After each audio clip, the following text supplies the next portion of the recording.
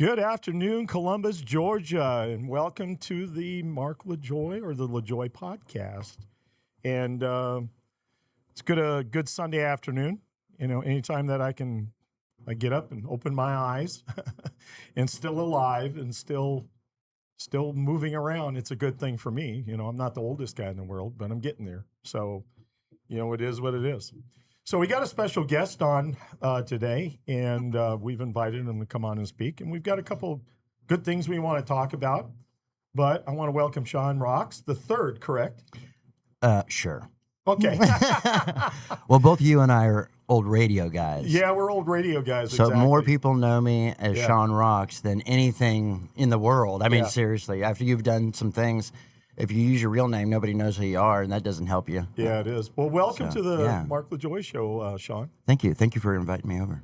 So we've got a couple things that we wanted to discuss. We have things in common, which are, you know, radio days. You know, when I was 16, I worked at a rock radio station, which was pretty cool. Yeah, that was what, late 70s? Yeah. Yeah, see, that was peak time, see, man. You already know that. Well, I was a kid then, Mark. No, I was kidding. No, I was a kid, but I listened to FM. I mean, everybody had their FM stations, Yeah, you know. exactly. Here, I think it was McClure at that time. Yeah, And McClure then Broadcasting, in Atlanta, it was 96 Rock. Yeah. And I was in Hawaii, so it was Okay. Rock 98. Okay. So that's what we had on Oahu. So that was peak time, man. That was WKRP in Cincinnati. Right. That was fun times. Yeah. Oh, yeah. They just said something about that, bringing those letters back, I guess, to the radio station. I think somebody did. Probably the same people that do things like that, like brought back, what was it, PBR, you know, they recapture it and bottle it. I know they're trying to do something like that in Atlanta with 99X, which was very influential in Atlanta in the 90s and into the 2000s. Well, you know, my big fan was Joe James from WLS, which was in Chicago. They used to call it the world's largest radio station because it was at the very top. Oh, of the Sears of Tower. The Sears yeah. Towers. Oh, wow. Yeah, I bet. Yeah, Joe James was a big fan of mine. I wanted to be that guy. Oh, cool. You know? What song at that time did you're like, I get to play this song for people? Or were you on sports radio? You know, I liked Peter Frampton. Frampton was I your was thing. always a Frampton fan. Yeah, that live album, right? Yeah, the live album especially. Yeah.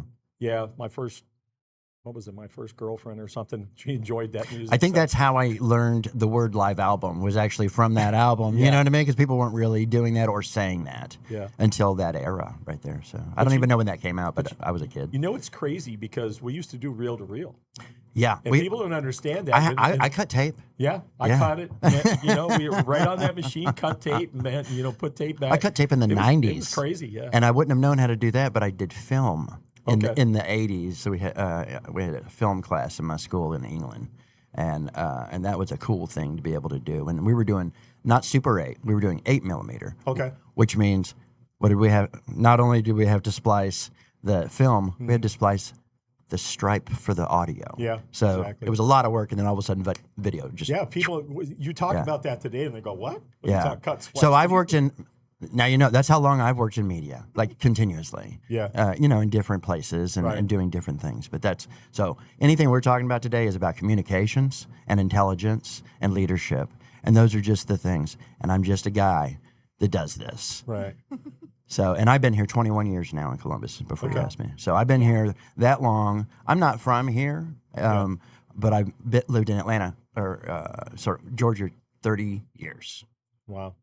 So I know what's going on. Right. And I try to help wherever I am to do my little job, you know, and then the jobs run out. And that just happens when you become, this is a new phrase for me, a man of a certain age. And I still don't even know what that means because I still feel 27. I don't know about y'all, but I really do. Yeah. You know, if I had your job, I wouldn't. Yeah. But yeah, sometimes I feel 87 I was gonna say, when I get done with a 12-hour shift. No. If I would have living that lifestyle, you must really like it because all I wanted to do was get out as soon as I could because I grew up in that environment. Yeah. I didn't have a America Freedom moment ever until I got out of the Air Force. Yeah. You know, so when I got out, that's when it was like, okay, the world is mine now. I even finished my associate's degree while I was in. Yeah, I did too. And then, so I walked out. I walked straight into a university with my crappy GI Bill from Montgomery because I was not a Vietnam vet, obviously. But, and did everything that I could to learn everything in my field that it came across. It was radio. I'd already done TV before I even went into the Air Force. Right. And, and then just growing up and understanding how communications work. Right. And knowing the difference between propaganda and promotion, and it's the same machine, and I'm going to add something else to it: software. Software. I've worked in all of those, Yeah. and have had key roles of making some decisions for things to where it could be less bad for somebody personally, Yeah. and so that guides me. Yeah. Is, can I do something with good? Because I don't have to do bad anymore. Right. You know, I don't have to do bad propaganda. But what we're experiencing in the past 2 years couldn't be the most god-awful version of it. Yeah. And I feel sorry for everybody that has to tell a lie. Yeah. And somebody's got to stop it. Yeah. Yeah. Or somebody has said that before, and this is just better than it was before. Yeah. Which is probably more the truth. We have to realize that our great-grandparents, Yeah. probably not great guys. Or maybe they were great guys. Yeah. And they were the guys that helped get the other guys, you know, kind of in line to do a better thing. I'm not saying what those things were, Yeah. you know, but hopefully more perfect. But I don't think we're more perfect right now in No. in our communications. Yeah, and our communications part of that. I think, you know, there's an old drill that I learned. You know, I taught at what we call NCO academies, Yes. which is your upper level, Yeah. you know, schools in the military. And one of the things that we did was a communications drill. We drilled down on communications, but Everybody listen. yeah, everybody listened. So what I would do was walk up to the first person at the table. We had a horseshoe table. And I'd walk up to him, give him the brief about what communication is, how effective it can be, and what you should anticipate, and those types of things. And I would whisper in their Amen. ear. I would whisper in their ear a certain thing on this 3x5 card, and then I would give them to it and read it. Now, memorize that. Tell the next person and the next person. By the time it got all the way down to the end of the table, there was no semblance. It looked Of the nothing like message the original whatsoever. message. That's Yeah. like telephone. Yeah, And it's that- telephone. That is the It most is. effective way to Yeah. show about communication, Yeah. how it can get distorted. Yeah, that would be game number one, right? Yeah. Of learning that, and a lot of people that are in roles of leadership have done that. Yeah. Some people have not. Where you tend to see less of it, and this is going to be hard to hear for some people, and this is just coming from outer space. I might as well be outer space, Yeah. you know, to come in and say, "Hey, y'all, it's okay." But let me tell you something. If you handled that just a little bit different, you wouldn't be having the problem that you have now. You already had a problem. Right. Let's bring up Uptown. They had a real problem Mm-hmm. a year ago.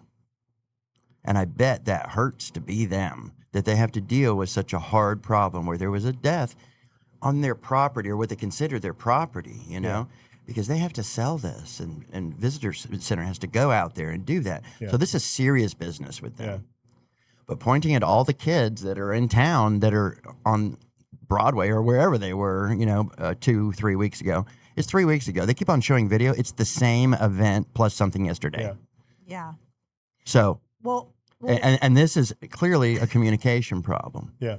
yeah. So, okay, that's the conversation that we definitely wanted to have like later on. So, like, Okay. let's table it for a second and let's introduce you because I know that we had talked about how we wanted to kind of just introduce Oh, okay. how we came to know you and how like we all kind of connected. Oh, okay. right? Cool. So I will say just before we ask you like that I saw that you were very active in the community on Facebook when it came to a lot of the things that were going on in Columbus.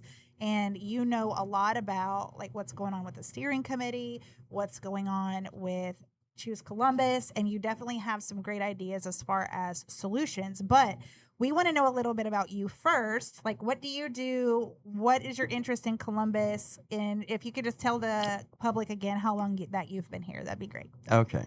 Better intro. Yeah. Passion. right. I'm here because of music. Yeah. I'm here because of communications, and I'm here because of technology. And I was privileged to be able to just learn some HTML along with some graphic design skills that I was already into. I wanted to be a graphic designer instead of a DJ, which I had already done, instead of television. I literally went into the Air Force to be a television engineer so I could not do it Okay. because that was the most technical thing that you could do in media. Yeah. And I knew that software was next. And I just got there at the right time, learned as much about graphic design at a newspaper. And at the same time, I was teaching myself how to do that on the web. Right. And then me, as well as a million other people, moved to New York City, Atlanta, Salt Lake City, San Francisco. I mean, there's probably a million of us. I don't know how many. And we were the guys that built and designed most of the websites.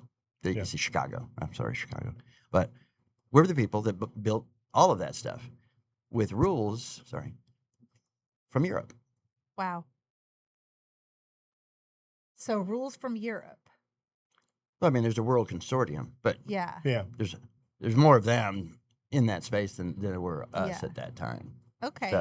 So I went to Atlanta during the .com era, Okay. and I quickly became a creative director because I'd already been in media. You know, I already Right. knew how a team worked. Right. I went through. I was not an NCO, but I was a son of an NCO and an Eagle Scout. So, and this is important for later. Yeah. Is if you can become a leader of anything when you are in your younger years, Yeah. it's easier to understand why the steering committee is important. Right. If the committee steers you in the We cannot steers you in the choose right what their direction. moral what their moral fortitude is, but you want things like this. Yeah. Yeah. You know, and we can come back to it, but that's a soft power that we've earned. And lots of good things can happen with that, or some stupid things can happen. And we're seeing a lot of stupid things right now because they don't listen. And I think that's where we are. So the reason I came down to here, I had been working with a software company. We started a software company. We had a recording company. I lived in Little Five, and I did a bunch of band stuff and .com stuff, and worked on 9/11. I happened to work at the most popular website on Earth for that content Mhm. because we were already doing weird stuff. And then all of a sudden, we're the authority? Mhm. All of a sudden, so you'd have Stern and guys on the West Coast, guys up in Boston, Birdsey and whatever his name was. They were going, well, what'd y'all find out? What'd y'all find out? Because everybody is Boston, New York. I mean, we all at Washington, D.C. So we were getting all that content first. It was stuff straight off. So I know what happened in sequence. Yeah. And just having to see what does that look like? It's not an importance of me. Right. It's my cousin started it, not me. Mm. You know, I'm just there going, okay, wow, we are really managing something crazy here. You know, with a blog, virtually is what we had, and there's a responsibility to go with it. There's a way to make money off of that. I was just there to build the software and to field this content and figure out how do we make this into content. What is content? Yeah. You know, at that time. It's anything that. And back then they were put like, together. content is king. And we were Yeah. like, is this content or is it when I turn it that way, it's content? Yeah. It's kind of like AI. And- Is it art or is it only if I do that it's art? Yeah, and now content is really just anything you can put out. Like. just think about how powerful you are right now with what you have sitting right in front of you right now. Yeah. You have all this gear and you got your phone here and I got a phone over here. We all got these. This is happening at every level. That's crazy to me. Yeah. So, you know, when I look around, I go, oh, what do y'all do? Well, man, what a setup. Could you know? imagine if we would have thought about this when I was 16? If we would have had podcasting, how much popular that? Well, I started a podcast after radio. Yeah. I didn't have an audience because the only audience, Yeah. I mean, and it was called Radio Wired. Okay. And then, in fact, pieces of that actually ended up coming here. And when I had my graphics set up at the loft while we were building the recording studio down here, and that's what happened is our software company came down here to build a recording studio for the loft. Right. And I had already liked coming down here because Buddy and them were just such gracious hosts for people coming in that were doing business or friendly. And so I kind of gave my time for 2 years to maybe get a pittance to help me pay a rent somewhere Yeah. to be part of this project. And then it was over in 2 years. We didn't start a record company. But I did do a couple podcasts out of there. I decided not to do them live. This was probably the beginning of MySpace, Yeah. and all of that is lost. But you're right. 97, it was cool, but I didn't have the audience. But my cousin had 1 million people. Yeah. They don't care, and they didn't care about my music. It's crazy. I want 'cause to see those pictures. I go back and I look at our statistics and stuff. Yeah, what? Yeah, I don't know if you want to talk about it or not, but Yeah, when we had Brialt on here, Yeah. when we went to 147,000 views. was that your peak? Yeah. That was Yeah. the peak Yeah. right now. Yeah. Now we're down about 15% or so Mhm. as it started to go through, but we're building that back up again because, we're bringing more guests on. So our idea is He's to an really interesting guy. He really is an interesting guy. I know the people on the steering committee don't like him. Yeah. you know, Well- and some of those people, they're my friends. Yeah. Like there's people on the steering, they're my friends, or I consider them friends. After this, they might not. But no, these are people that I've come up with these last 20 years as Yeah. adults. But yeah, tell me about the Brialt thing because he is a very interesting it was character. interesting. We brought him on. Yeah. He was sitting there in your very spot here. And, I'm blessed. one of the things that I think he kind of caters to a certain crowd. Yeah. He don't cater to the mainstream is what he doesn't do. Right. It's obvious by his background and things that he's done over the time. But, through the debates going through, I wouldn't really call them debates because they weren't. They were No, there was forums. never a debate. I No. think you and I, that's where we, Yeah. you're like, that wasn't a debate. Yeah, there wasn't no what is damn that? debate. Yeah, No, a that- real debate Yeah. is when we're throwing fire at each other. Let's talk about what a real debate is without having to go through all that. Yeah. It is a thing. hmm Like it has a bunch of rules around it. It's like Yeah. going to a meeting and it has that. It's called Robert's Rules. It's called a bunch Robert's of rules. things. Right. That and leadership for those sorts of situations. I hate doing that, and I did. Did Model United Nations. I was on committees. I just wanted to go. I just want to go do the thing. I'll be the creator, the visionary over here. Let's get something done, and we're already done it. By Right. the time you're there. But it's good to have a mission and those sorts of things. But go ahead, Yeah, and that's the thing when Mr. Brialt. Chris had a different kind of a message, painting buses, which I thought was everybody was looking at each other was like, where the hell did that come from? I wanted to paint the buses a certain color to make it easy for. He's just slinging kids to it. get on it. He was And I'm just like, slinging it, man. It was oh, hilarious. Well, it was hilarious, but I thought it was a joke, but he was serious. Well, he was actually serious. And I about don't think saying it. you got this joke. I don't think you got the joke. Yeah, probably I didn't. I don't know. He went to Georgia. Okay. He wants everything red. So you wanted to paint in Georgia colors, huh? No, and it's okay that you didn't get it because Yeah. I didn't get another joke. That somebody else. Yeah. That's what's so rich, and what I actually like about living here is the people are so diverse. Yeah. We are so diverse, it is ridiculous. Yeah. And then you have one guy, a pencil neck, sitting up there going, wanting to put kids in jail. Yeah. And we're like, wait a second, whoa, who put this guy in charge? Yeah. Don't let him plan a party. Okay, you know what I mean? And that's Yeah. really, and what Chris knew what to do. He wanted to sling it back and go, hey, y'all aren't even taking care of business. Yeah. Because if you are a person that does not just stay in town and goes other places, Yeah. like he did, I think he went to Noonan, I think, and for his daughter's soccer. And he's up there and he's going, do you know what this is? Like a TV looking thing. Like, Yeah. like the Coca-Cola things that it's what it looks like at the movie theater. And all you do is you put your bottle in there and you get water and it's a water fountain. And that's what modern people do. That's what world-class people do. Yeah. So when I say world-class, we called our recording studio that we made at that time, it's not what it used to be. Right. Because they sold all this, they gutted it out. Right. And now they can say, well, it's a pretty good room. Yeah. But what was in there, the gear that was in there and the know-how how to do it, that's what made it world-class. Right. So you can be a former anything and say, I made this place be a world class. You did not. We all did. Right. And for Mr. Uptown, and I don't know his name, but he kind of, I think he embarrassed my friend that was standing next to him. Yeah. Wow. And that's who I got a call from because nobody wants there to be any trouble in Uptown. Yeah. Well, The thing is since we're on that, we're talking about the And Braille's not on the same side as I am on this. yeah. So since we're talking about the juvenile thing and the issues Yeah. down here, the thing is we had a curfew here at one time. We actually did. And an officer that was with me that served here was Ed Osborne. Ed was the old Columbus Square Mall. He used to be a appliance salesman with Sears when it was Okay. there. Actually, Sears was still here when I moved here. It was Yeah. the only thing there, right? Okay. Yeah. So and then Ed became a police officer. Well, I think Ed worked part-time at Sears, and then all of us had to work somewhere because we didn't earn enough damn money. I think I had $18,000 a year is what I made when I started here. Yeah. You look back at that now, but so Ed was there, but we had a problem at old Peabody Apartments, which is up over this way, that way, closer to the old health department. And Ed took a juvenile home, and there was a firearm got produced by the juvenile. I don't know if he wasn't searched properly.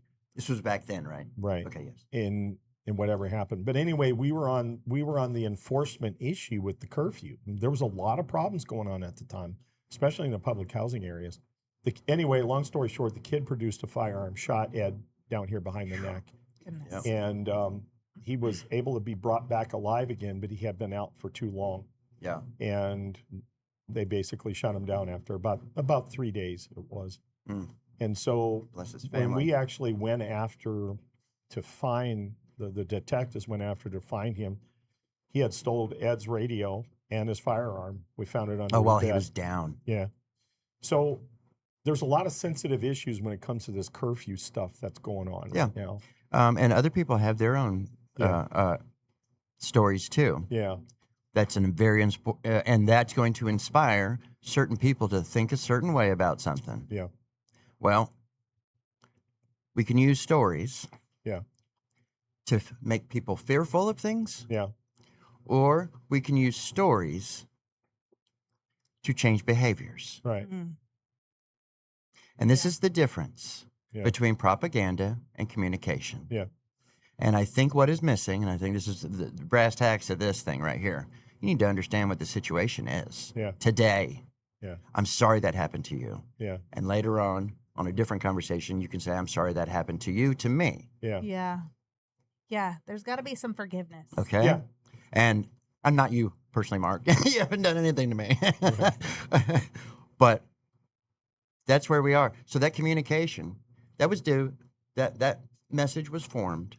In fact, I put it on the feed to promote this. Everybody should look at that. It's the image from me, and I think you even reposted the image. Yes. Yeah. Yeah. But if you follow back over to any of my feeds, my music feed or Sean Rocks 3, whatever, and Inc., which is what I do. I'm a graphics designer and creative guy. But if you go in there, in the comments are just information you need to know, so I don't have to teach everybody about propaganda. Right. Okay? But you'll see what it is. And I'm just going to call it out for what it actually is. And they were trying to fearfully Mhm. enforce something Yeah. without identifying what the problem was. Right. Were they loitering? Were they breaking things? Because that's what I'm thinking. Yeah. Well, I You know, have a different thought. But what happened? What did they do? They came out. 300 people been arrested. Five, blah blah blah blah. And then I looked it up, and I think, and I go, you know, out of those 300 people, only 50 of them were juveniles. Right. And the worst stuff that was done was because somebody was beating his wife over there. Yeah. And these kids driving $30,000 cars Right. with money in their pocket, and a guy looked over there and he said, "Look at him." Yeah. And I'll let everybody catch their breath. That guy didn't pass your leadership course, is what I'm saying. Yeah. Bless his heart. I'm sure everything happened for him in the way that it needed to happen for Yeah. him to be in the right place where he is right now. But like even Mr. Terrence says, you got to admit you're wrong. Yeah. Yeah. You know, if you're not right, no, you double down. Okay. And then all of a sudden, everybody's got the council. Now we got to hear, oh, we got to do something right now because they're going to be shooting up the place. How many people had a gun? We're using the same video plus something Yeah. that happened in a car where they had already hired 19 more people or whatever it was that they, Yeah. and they did that really fast because they wanted to make sure that the police had what they needed. And what did? They made a scene. You know, You can't make a scene. That is not security. No. And That's enforcement. Security and enforcement are different things, Mark. And if you could talk to that. Well, it is. Safety and security are one thing, and that's exactly what we talked about in the mayor's campaign. That was my number one priority, was the safety and security. The reason I even looked at that theme was because before I even started campaigning for mayor, a lot of folks came to me because I had run for sheriff here, right? And they know that I've always been speaking the same, and Julia knows this, the same black and white words that I've always remained exactly what I'm looking for, a solution that we talked about before. And so that I brought up a problem, but I also said, here's the solution. Because it may not be the right solution. It may be the right solution, but at least Is this I've said theoretical or something. this is real life that this happened for you? What's that? This you want to propose? Oh, Yeah. No, this was, we talked about the 5-step crime reduction Because strategy. I would say that the assistant chief probably did exactly what you did. Yeah. Now, the message that he crafted probably was not as I don't even know the word right now, man. I can't even think I don't about think he touched Mark's crime reduction. No, plan. Right. he didn't. But You have to think about people. But- And they weren't. They turned these people into animals, and that's Yeah. what they did, the way that they talked Yeah. and the words that they used. They've turned those people into animals, the youth, even when yeah. Miss Toya, Air Force, Well, I know. difference between Air Force and other organizations, not talking to anybody, but We're the best. is Anyway. no, it's a center. It's a center of excellence. Yeah. We do space. Yeah. We do technology. It has to be Some right. people got a lot more space than others. But you're right. I'm on the list. You're right. I'm on the list. Yeah, you're No, on yeah. the I was a list. space cadet down in Patrick Air Force Base. No, I meant that thing between that brain. I thing literally between worked your for ears. NASA. You Yeah. know, when we talk about space, because I used to Right. tell, as an Army drill sergeant, I Yeah. used to tell people that's like, hey, private, that space between your ears. Start thinking, using it. It's okay? a vacuum. It'll suck you. So Yeah, but I forget where I was. I got some funny stories as a drill sergeant. We can talk about those I all bet, day long. But yeah, I only did 6 weeks. Thank God, man. I just went through it. It was part of my life. It was like, oh, what are you going to do? It's like, I got to work on the farm for 4 years. You got nothing, man. You better, you didn't even grow up here, So that's why I went in. And then I doubled down and said, okay, I'm into this media thing and Yeah. I'll go in. But I had to wait actually to go in because I wanted to go to a particular electronics school to learn about this and intrusion and other things that are more security oriented that I'd never talk about, And those are the things that are probably the real interesting stuff, Oh, they are. But I'd rather talk about the communication of what's happening because we're So let me ask you a the easiest part to go bad is the human part. So let me ask you a question. How do we? You're part of a steering committee, right? I am not. You're not. No, Okay. I used to be behind the people Okay. that are in the steering committee, but I'm here talking to you right But now. Let's talk about what type of solution now. I mean, we've got to have a comfortable balance between the two.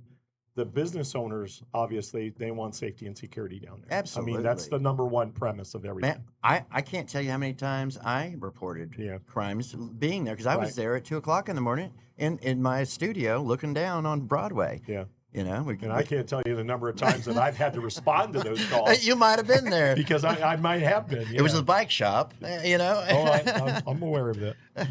But, I spent a lot of time in 14 years here and then various other locations that I had served before, and I won't, get into all of those. But I think that we got to come up with some comfortable solution between the two. I think the people are going to want safety and security. And what does that look like? I don't know. Okay. I don't know the answers to that. But Let's boil it down. And I'm sorry, dude, over at Uptown. I don't know this guy. yeah, But this is what I'm going to say about what I think would help moving forward. You can't undo. I mean, I make mistakes all the time, man. Yeah.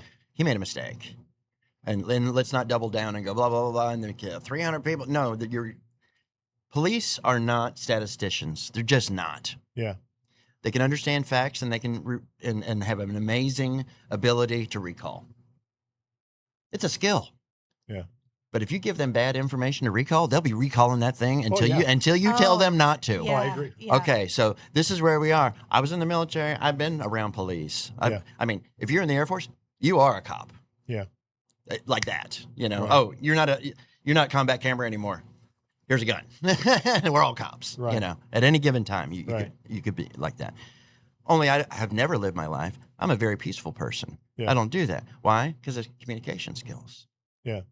I mean, Yeah, that I remember you talking about how when I asked you to come on the show, at first you didn't really want to no, I really did not. make No. a video appearance. You're like, hey, Oh. can I just give the information out? And, Yeah. But I really value that, you know, because one of the things that got me is you said that you've been encouraging other people to kind of stand up and do what's necessary, and so Yeah, you instead were of willing to really do that too. poking, except for two people or two positions that are out there. No, I've spent more time talking to people. I no longer live down here. I came down here. I lived in Little Five in Inman Park. You know, if I was moving down here, I wasn't going to move anywhere except for in Uptown. You know, I want to be able to fall out of my apartment and get a coffee. Right. You know, I'm in the woods now since COVID. So I'm out on the outer stretches of Muskogee County now. So I have to deal with Buena Vista Road for the last 8 years, Oh yeah, just like everybody else. Yeah. So to bring in, when I see somebody talk about the east side, which I am on the east side, and so are the people in Upertoy. yeah. Right. We're all on the east side, y'all. It's the Yeah. same piece of land. It's higher than anywhere except for Standing Boy That's right. in the Mhm. county. That's right. Standing Boy and where we live on the Upertoy, it's called Vista Terrace, is what it's literally called. If you stand there above where the Walmart used to be and where the Winn-Dixie used to be, right there, which should be called Vista Terrace, Vista Terrace. That area right there is the most beautiful sunset going down because you see it go down behind the hills on the Alabama side. That's Oh, nice. that's cool. It's kind of like if you live in Bibb City. Yeah. Beautiful. Yeah, watching it go down in Alabama, you know, Yeah. right over the river. It's absolutely beautiful. But all of us out there, we don't have leadership. I mean, we have Miss Toya, Yeah. but I don't see the civic leadership. And I've been around. And in fact, we even did something out there as musicians, but that was really the energy from down here doing things other places.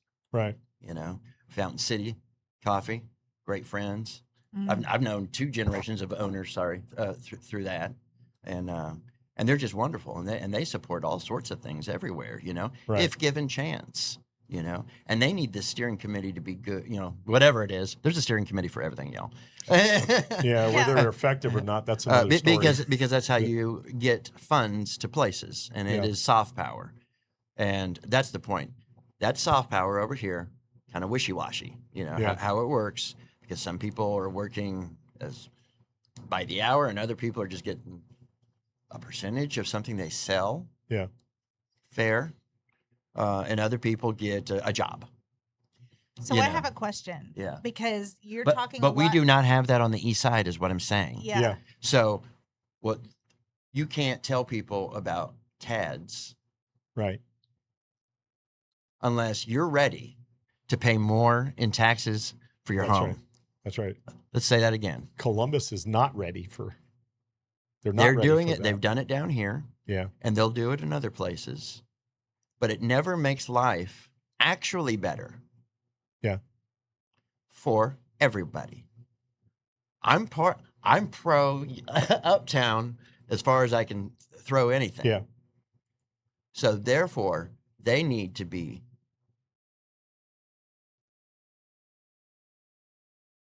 gentle if they want to swing that thing around. Because most people don't benefit Yeah. anything from this down here. They don't. So to encourage leadership to happen in the east side, Yeah. in whatever, and there are some, and I'm learning that. I'm through your show. Yeah. Even I've met at least one person, and then that person gave me this, and now we're talking, and then right now I don't know what'll happen because I'm not greedy. Yeah. Anything could happen. Yeah. If I wanted to have more control over something, I can say that this is mine. But like you, Yeah. you're in service. You keep on saying that. Right. Man, I'm just here to serve. Yeah. I'm just here to serve creatively. Yeah. But they've taken our jobs. Right. Because for every single position of person that you see on a steering committee, there should be a group of creative people producing a channel of media just about that. Oh, I agree. If you want something to be successful, media is a big Because those scoring- jobs would not exist Yeah. if it weren't for the ad agency that I used to work for. Yeah. We used to do all that stuff for free. Right. Bill and Jack were, Mhm. they would bend over backwards because we did have the McDonald's accounts, you know. But now Peasel doesn't even have those anymore, you know, Right. as I understand. So that was something that was very unique and cool to be able to manage the media. And I didn't do it personally. I did some stuff for McDonald's over here, you know, following the grids and everything.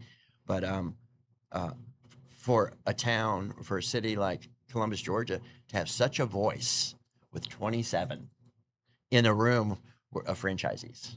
Yeah. And it was a very special thing. And that brought a lot of prestige and money and the ability for that Jack to do many cool things. Yeah. He has the internet company. It keeps on changing names. I don't know if it's still the same. Lightspeed. Lightspeed. Now, those guys, the guys that own that now, I Yeah. think he sold that. That guy Yeah. seems like a techie. That's Sylvan, right? I don't know everybody's names. I'm so Yeah. sorry. Okay. You know, Yeah, that's it. in fact, I know because of Facebook, I know people's faces more than I was like, is it Julie or Julia? I've never said it out loud. Yeah, You know, it's whatever. right? I'm like, whatever. No, if you got a name like Sean, Sean, just accept whatever. You never know what's going to. Sion. Yeah, you never And I grew up with Asian people, man, so it's like whatever, man. Sean. Well, you ought to see how they bastardized my name. They called me LaJoya. LaJoya, LaJoyce, Lajoie. I was like, no. Well, that's the dude, problem it's with wrong. phonics. Yeah. Mhm. You know, is because it's nuanced, you Right. know, and it's nuanced through a particular culture that is less prevalent today than it was when we grew up, Right. you know, or regionally, you know, because we don't come from the same places. No. Where were your parents from? Sorry. I keep on Well, hitting this. you know, they were from the Upper Michigan area, Yeah. but we migrated, and don't hold this against me, public, but they migrated from northern Canada because there is an actual name of a lake way up in Canada. It's called Port LaJoy. Get it back. And the history of that is very significant. There's a place up there that has a military fort, and the British came in and used Indian conscripts to take over that area. And they captured 3,000, and part of my relatives were in that. They captured them, brought them all the way across the ocean. 1,500 of them died at the time.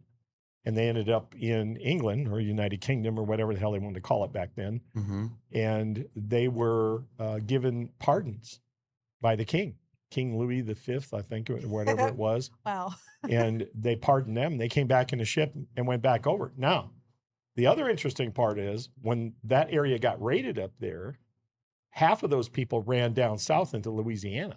Yeah, because that was the corridor. That's right. And people don't know that we learn all about the Pilgrims. Yeah. But I don't know what everybody learns Yeah. in their schools because I went to different schools, and it's crazy what people will say. Yeah. Because especially in elementary school where they teach myth as history, which is Yeah. funny. Because I'm still looking for the big blue ox, you know. I didn't find them, but I found Bill Cody, you know, or what, you know, those guys. Those were real people, or Wild Bill Cody was that his name? But yeah, these stories are important, you know, Yeah. to know that everybody was everywhere. So what you were saying is Canada was connected all the way down to Louisiana. Yeah. There was no border. No, it was Mississippi, and then Yeah. whatever else you need to do. Yeah. And were they able to actually go all the way to the Hudson? Yes. That's the point. Yeah. And then I lived out west, so from there to Missouri is a whole thing. Yeah. I lived up in Montana when I was kindergarten, and then Yeah. but mostly in Asia and in Hawaii. And if you actually go back, there's a photograph that my brother still has. I think he's got it. But I've seen the photograph of my great grandfather Yeah. who was married to an Indian squaw, an Indian woman. Nope. Yeah. Don't say squaw. I mean, I mean, that's what they were called back You have a beeping machine? then. You know, he's holding on to the horse's rein. She's standing Yeah. next to him. She's very much got a big old feather hanging out of her head. Yeah. And back then, I mean, they came in. My great grandfather was a logging guy. They logged Yeah. up there. Yeah, I bet. And of course, you know, it's pretty cold winters up there, so you got to have somebody to snuggle Heck up to. yeah. And it just happened to be that, you know, She was there- the human around. yeah. So there comes. Do you know her Indian that's in name so my we family, can save her? Do we know her name at all? No. Should we make one up? Yeah, we can make one. What's your suggestion? I was gonna tell. You don't want that. Standing. You feather. do not want that idea out of this head right We'll call now. her Standing Feather. There you go. Now I grew up. Obviously, my dad was in the Air Force, Yeah. and and he was already in the Navy. He was an Army brat from Georgia, Good man. but he did not want to be here. Oh, all right. So he lives in Texas now. That's more his speed. And I'm a Texan, and I'm here. So I was born in Texas, and then we ended up God's country. What's that? God's country. God's country. Seriously. And right now, they're dealing San Angelo, Texas. Yeah.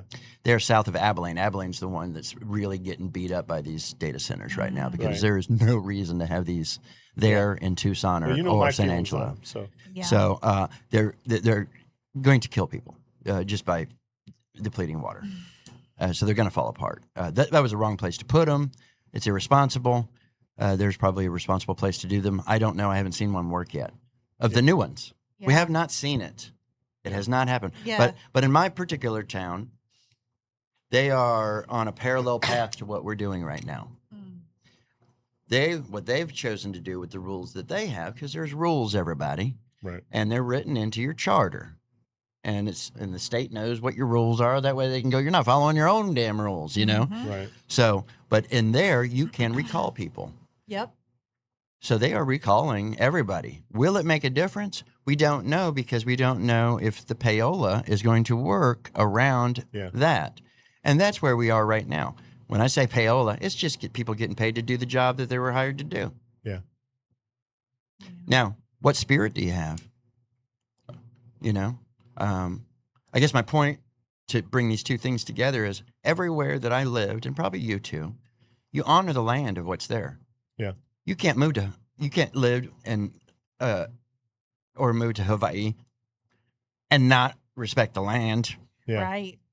Or the culture. You can't be on Crow land at one of their ceremonies and be a guest. Yeah. And not respect the land. Yeah. There's no reason to move more people out of Muskogee like you did in 1828.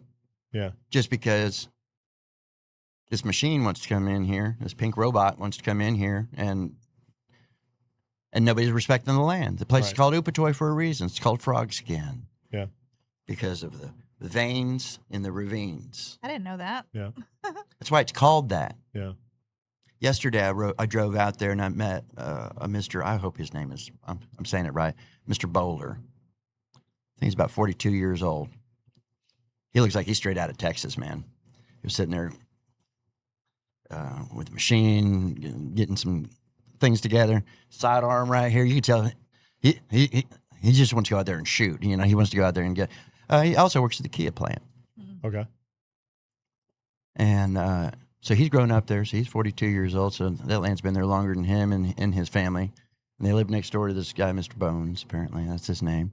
And they back up. I go, is there any way to get to the creek? And he goes, well, you could go across. And I go, I don't want to walk across somebody's land right there. Because I wanted to see what this Kendall Creek was like. It'd be nice if I could. But for today's talk, and I said, so how do you feel about this? And he goes, don't get me wrong, I'm a Republican. Yeah. And I go, no, I get it, man, I get it. And I don't know what people think I am. Probably wrong about anything. I would say independent. Shut up, don't tell anybody. But I grew up in a Democratic family. Free thinker. You know, I did. it all means nothing to me because I've lived in more than one place. Yeah. In fact, y'all are hoodwinked, not me. I mean, Texas was Democrat Yeah. until Reagan, because Oh, it was a southern state. Right. Some of our best, since I've lived here, some of our best leaders were conservative Democrats, Right. and now they're gone because they became Republicans and they're dead. But Well- yeah, Miller, a lot of these guys, they were just super guys, and they knew the responsibility that they had because they're working with this soft money that I'm talking about. And so they're able to leverage these things. Oh, we can put an investment over there. All of a sudden, everybody can go to college for free. I saw that happen in Georgia when I was living in Florida. I was like, I could never get that, but maybe my child just graduated can benefit from the Zelle. Yeah. And now, because they did the lotto as well, to get through that, because it's very expensive. Right. Rent at Georgia Tech. I can't even talk about it. So I don't know. Yeah, there you go. Yeah. But I took us on a route. You Yeah, want to bring yeah. us back? Well, That's what I do. I'll tire you out. Mark, you want to guide it, or you want me to put it back on track? No, we're good. Okay. So we'll just go on to this next phase here. And Respect the land. Yeah. Yeah. Well, that's. I mean, I've always. Oh, no, it was important. Yeah. So at the end, what did he say back to me? He goes, it feels like a family on the other side of that line.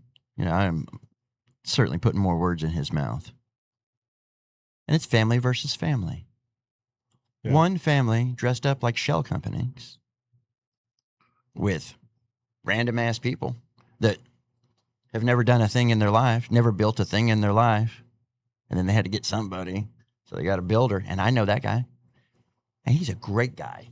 The builder's a great guy, that's listed that I saw. But who knows if that was real? That might have just been somebody said it and it showed up in a search. But the point is they feel like it's family against family. And that family over there, they, oh, no. Oh, no, it's not. Yeah.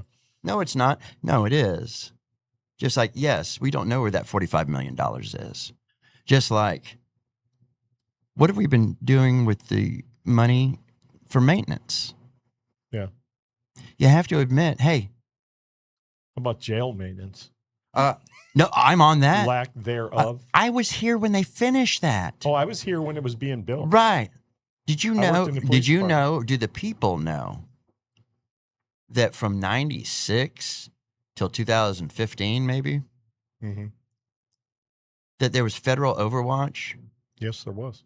because because this city had done such a poor job at dealing. You did run for sheriff. Did such a poor job at everything. It's as if they had no maintenance plan. Right. They had no maintenance plan whatsoever. And Say that again. no maintenance plan whatsoever. And now we're talking about spending $150 million. And Oh no, when they that want $1 facility is billion. built- yeah. When that facility is built, it'll be too small. Yeah. Okay. So Well, then they want that other one, the $500 million one, which is actually $1 billion in the same way Yeah. that the $20 million baseball stadium is Yeah. going to become 78. yeah, exactly. Everybody knows when this is kind of a running word when we talk about building things here in Columbus. Yeah. I really seriously think these contractors, they look at it and they say, you know what, I could come to Columbus, Georgia and get a payday. Let me sell the city council on this bullshit and let me see if we can sell it on- Columbus? Yeah. The reason I tell you that, here's a good point. I'm going to make a good point. I was there when the architectural guy was talking about the stadium down there. Oh, the Right. stadium. Okay. Yeah. He was talking about this and everything. And I guess Councilor Glenn Davis finally figured out, this is not such a popular issue. I don't think we can do this amount of money, right? That we're talking about is $150 million for this facility. This story is about to get juicy, y'all. Yeah, it is. And what happened, right, is Glenn goes, well, let's see if we can get a little different. We don't need to put the bleachers this way. They wanted to widen the field, put piping under there for soccer. And everybody should know that Mr. Davis is anybody that knows about baseball. It's going to be this man. Yeah. and the thing is they wanted to widen the field for soccer. So they sold it and said, well, we could have soccer championships here. We could do all same bullshit that they tried to sell us on the other stadium, the softball stadium, the renovation, $10.5 million. Yeah, and now who knows what they want for the South Common? And I'm not even saying don't do it. Yeah. I'm not even saying that. But this is what I'm saying. You could be selling anything, right? Yeah. I can't tell you how many thousands of pamphlets that I've made for ideas that are vapor. Mm-hmm. And right now, Project Ruby is vapor. Yeah. But it could vaporize what things around, and that's very dangerous. Yeah, it is. It's dangerous. But why are we so good? We're good at here in Columbus, and I say we, not just them, but the leadership here, because we are a banking facility. Yeah. Not as much as we were 5 years ago, Right.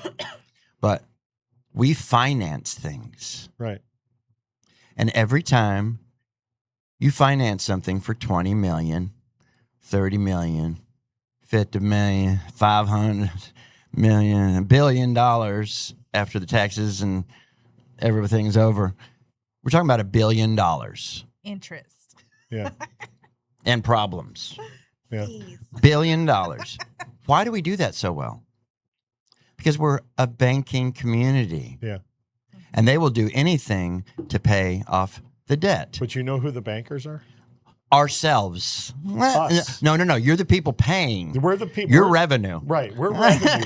The bankers are guiding it, and we're the revenue generators. And I mean, I'm not telling anybody anything. If they have decided that, hey, yeah, this is a good risk, and our own bank, as long as you put the name on it, oh, yeah, we love this sort of debt.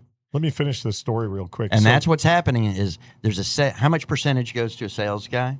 How much percentage goes to the banker? Yeah. And how does that go? It's a lot of money.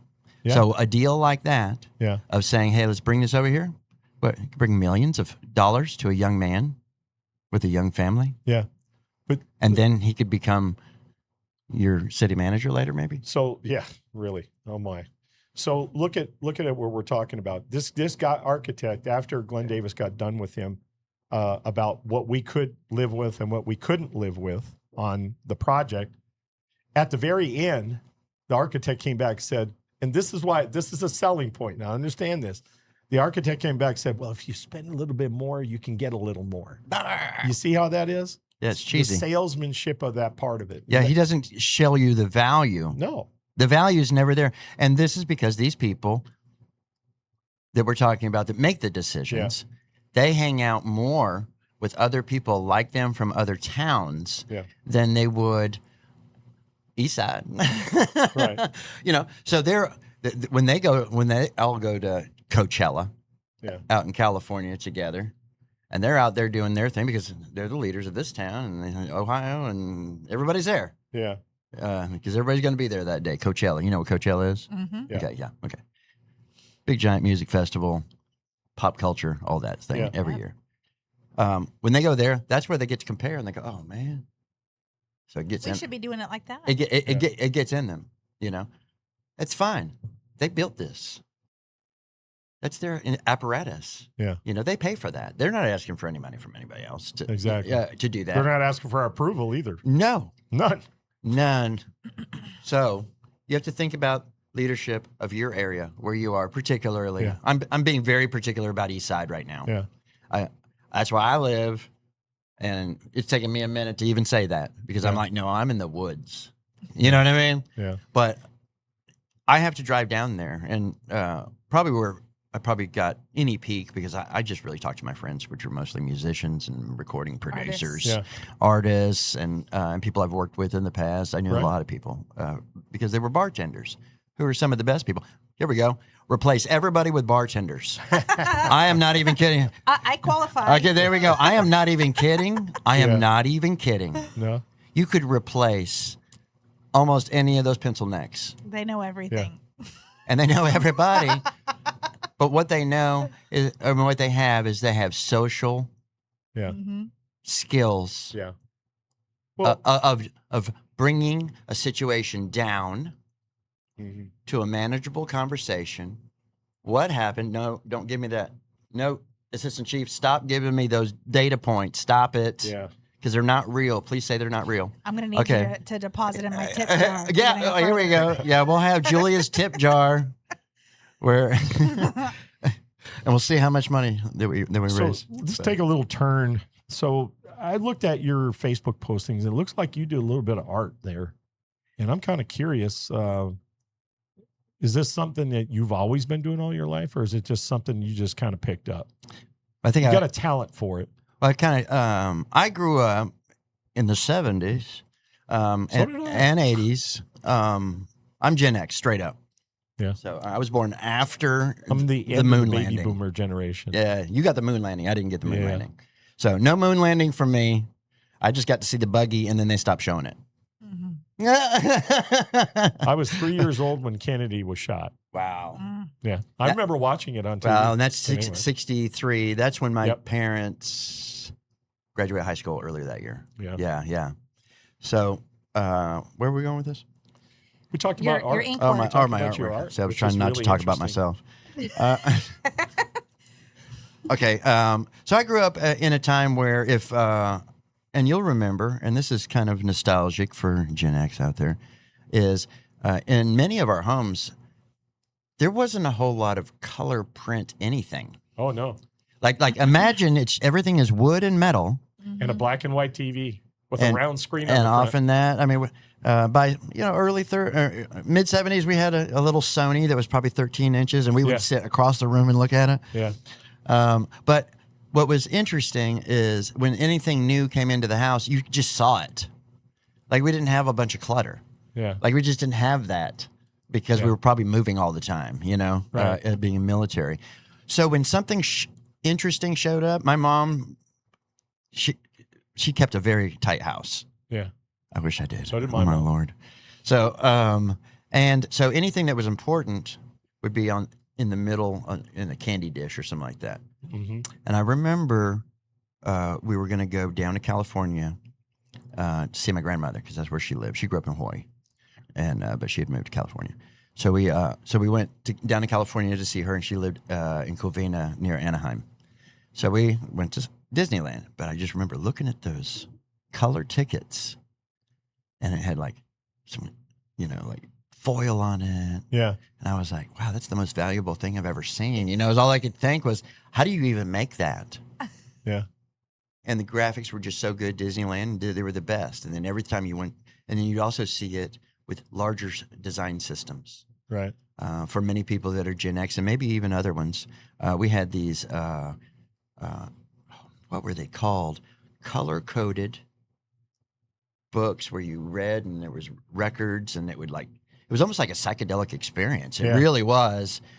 And it was very carefully done, and it was designed by the same people that would do TOs for NASA. Right. So that was the world of things. I was like, wow, that's so easy to read. It's so easy to understand. So it was information design Right. for me, and from Disney, and then even going into being around the military. Yeah. This is standard. That's this. Yeah. If you don't know the difference between a PR report and this thing, then that's your own fault. Yeah. You know. Exactly. And I guess that's why I'm here. Is I'm saying people don't. Yeah. People don't know when it's propaganda. People don't know when it's propaganda, and they really should. Yeah. And how we define that is hard to know, except you don't put cops in charge of everything. Yeah. You can't. It's not even in their wheel well. Now, what is missing? If there was another person sending, Mm-hmm.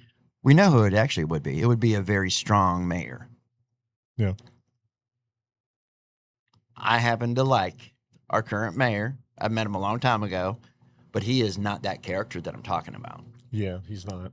So you can't depend that it will be the mayor. But I think there should be another person standing right next to that police chief. I don't know whether it's health and social services or something like that would have a better idea of dealing with children Yeah. than calling them juveniles and saying, hey, look at them, Yeah. which is what we experience. Well- No, this is very serious. And it wants to be brushed. Oh, yeah, well, we didn't really. Blah, blah. No, you're missing somebody. I only know one person in this town that would even know what that is and wouldn't want the job. Yeah. Or maybe she might. And you know who that is too. because she sat in a row of people with you several times. Yeah. I was She- actually thinking about She her. knows that better than anybody I He's know. talking Jaquitra. I'm talking about Jaquitra. Yeah. And Jaquitra would know what she could probably Shout out to define. Jaquitra. Yeah, she could define what that role that's missing, and that's where I'm coming to. Yeah. We don't give in to the propaganda that they're used to doing, because all that stuff is just it's boilerplate, man. It comes out of the war college. Yeah. You know that. Yeah. All these documents, they come out of the war college. I have a degree from them. They're right down there, man. So they pull that out. They put the information they want to put in there. Could be true, could not be true, and that's official. And they're going to stand on it because they are not allowed to have mistakes. They have to have mistakes. Here's the thing with Jaquitra. When she first started out, I think the first debate or the first couple debates, the confusing part with her was she was all over the board. She really was. She was Right. all over the board. And In the her beginning. qualifications didn't speak well because of the confusion. Because a couple times she said something and I looked over at her and I'm going, Because she No, doesn't have not what really. she doesn't have is your point of view. yeah, She's never going to have your point of view. yeah, What she does have, she has her point of view, and we all operate a different. You do not want me as your finance director, yeah, okay? Or you might. yeah. I mean, I'm not doing badly, but I am not great. I just think, You know what I it's mean? funny that like, Yeah. you're like I "No, think I can't Jaquitra do would be that." great at doing, because she's hot, Yeah. and we know what she's saying is to start define who else would be on a steering committee. Yeah. 'Cause I certainly would put her in there on defining what is that position right there. Yeah. You know, we used to have PR, but I don't think that's proper, because I think PR is the problem. I'm not a fan of PR, Yeah. because PR is trying to do marketing's job Yeah. and not PR's job. Yeah. And then if they're doing PR's job, I still don't like them. You know, Because it's PR, it's not real. when It's not real news. like I said, in the beginning, she was very, Yeah. she was all over the board. As she started, going further to the right, Yeah. she started to refine her position and things worked Yeah. out. So, Because she she's did being that. challenged. We all Yeah. are challenged by other people talking to see Yeah. what the hell am I talking well, about. a lot of them followed my example. By the way, I've got There you examples all over right here where there was, and I was like, because if you Hey, was that remember, mine? on Live Columbus- in a downtown Yeah. studio somewhere in Muskogee. downtown studio. But when we were at Columbus State University, and Chris Biel said something, and it was on my line, I did a little funny thing, and I said, "Chris has been paying attention to my campaign," hasn't he?" Right, yeah. And everybody laughed, and I got big claps Yeah. and everything, and I was like, "Hey, this is good, man." What, People what was actually- good about that for you? Well, you know what people came to me after the program? And this one black lady, she came up, she goes, "Mr. LaJoy, I didn't realize you were that funny." I was like, "Well, yeah, hell yeah, I'm that funny." I'm a serious person. I'm a very serious person. When I get my teeth latched onto something, I'm very serious about it. But I can laugh every once. I can have a joke, and I'm Man, not you a better mean be old able to ogre. if you're dealing with leadership, because Yeah. you're going to fail. Yeah. You're going to fail. You are going to fail when you're a leader. It's just going to happen. Well, I think that a lot of that comes with age. Getting back to the law enforcement side of it, Yeah. I will tell you this: there's been a lot of more responsibilities that have been laid on law enforcement over the years. Too many Way too many. and too much funding, Yes. and I'm part of that. Yeah. Too much funding, not enough results. Well, yeah, we're not holding the feet to the fire, and that's a leadership issue. Yeah, I would. That's a leadership And if I'm not running for anything, Yeah. and I don't run anything that has to do with police, Yeah. you wouldn't want that. Yeah. Actually, you probably would. But But this is the point with that. They have too much money. yeah. I worked at the agency Yeah. for free to work on a project for Weatherington and Miss Judy. Yeah. And it was brought to us, and another designer and I think he did the logo for it. I think he did the logo for it. I don't remember. We weren't trying to do anything special. Right. But the name of it, I had a hand in. Yeah. Because I could see what this was about. And you can tell me what the name of the tax is, but it's a 1% safety tax, because At that time, somebody starting as a cop was making like $28,000 or $29,000 a year, and that would be no matter if you came out of the military with 20 years experience, you were just going to make that amount. And somebody decided that somewhere. I don't know who that was. Maybe they were giving them free houses back then, and they didn't have to. Yeah. We don't know what was happening that made that real. Yeah. So what we want to do is raise money so that we could pay people, so that we could. It was economic development, And so I named it, and I named it Protect Columbus. Yeah. And I built the website, Protect Columbus, wrote a lot of the copy with Bill and them, and we all kind of pulled together, and we did that, and we handed that win to Bob. Was it Bobby? Yeah. Yeah. But the thing is with the cop side of it, the job that I do now, look, it depends on what setting you're in, whether you're a rural setting or whether you're in an inner city setting or any of those things. And I can tell you right now, I have been called to chase cows, rabbits, dogs, horses, Get the kitty out of the pigs. tree. That's part of my job. So where do you get the training for that? Where do you get the training where you walk into a domestic dispute and they're having a marriage issue? Right. And you become a marriage counselor, you become a medic because you're on the scene, the first one on the scene. Mm-hmm. Somebody's got a bullet hole in them, or somebody has stopped breathing, or whatever it is. Right. So when we talk about duties and responsibilities, That's hero work, man. Yeah. That's hero work. Those things have been laid on top of us. Yeah, it's ridiculous. You It shouldn't is have to do. ridiculous. No, you can't. You can't be everything. No, you can't. And that's a safety tax. Yeah. Okay. Yeah. That was to get people so we have better cops, experienced cops. Yeah. It took 15 years for that number to change. Yeah. Let's say that out loud again. Mm-hmm. After we passed a 1% sales tax to make sure Yeah. that the new guys could come in, do you know what they did instead? I don't have the statistics, but somebody could look up how much the leadership of CPD, how their pay went up and nobody else's did. Yeah. And how much SWAT gear and Yeah. how many crack houses they thought that they were going to open up Yeah. and find Hugo Chavez sitting in Bib City. It was a farce. And that is from a larger septic tank. The thoughts like that. I was on the SWAT team. I did SWAT. I was EOD. I was an FBI trained bomb technician, and I had a lot of duties and responsibilities on board. But the thing is, they never used the 1 cent sales tax for the proper way that they were supposed to be using it for. Right. And look at we talk about it. And that was my conversation between me and Judy most. Yeah. Like just a real, did you see that? Yeah. Da-da-da. Then that was just me and Judy going back because she was able to help me do some stuff, and I'll tell you about that later. But you go got ahead. candidates now talking about, I'm going to support them 100%. I was like, well, why didn't you do that for 2 years while you've been sitting on city council? Why the hell didn't you? Why now? Is it because it's a mayor's election? Is that reason why? This is why it's the same reason why East Side has to come together and have leadership in their own space. Other people have to do that for their own. Yeah. I mean, the best that I can tell, and you can tell me, I don't know, I'm not a police officer, but y'all have brotherhoods. Not like we used to, but it's still there. I know they're begging for money every time I turn around.